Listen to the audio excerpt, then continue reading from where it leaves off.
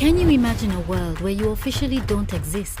A world where you can't travel because you don't have a passport? A world in crisis where you can't get aid because you don't have an ID card? A world where you don't have an identity because you don't have a birth certificate? That world exists for more than 500 million Africans today.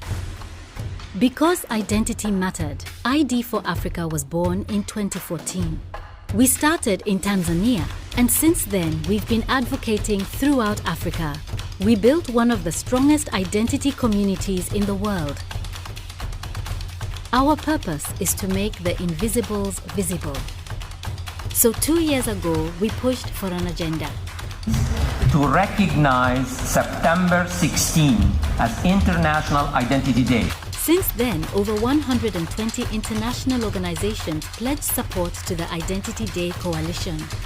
Nigeria now officially observes ID Day. The rest of the world also joined in the celebrations. But then the pandemic happened. COVID disrupted our lives. Some are responding through fear. Others are seeing the historical context of how this pandemic is changing society.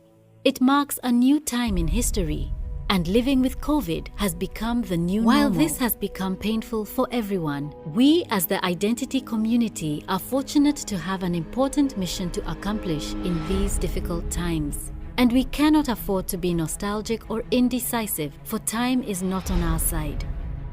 COVID has thrust upon us the responsibility of making the invisibles visible quickly, so they can be counted and helped by their governments as the economic woes deepen, and the need for public assistance makes the difference between life and death.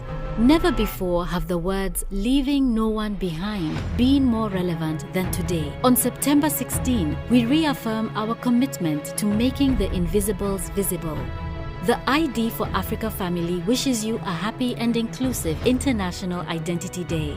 And because identity matters now more than ever before, join us.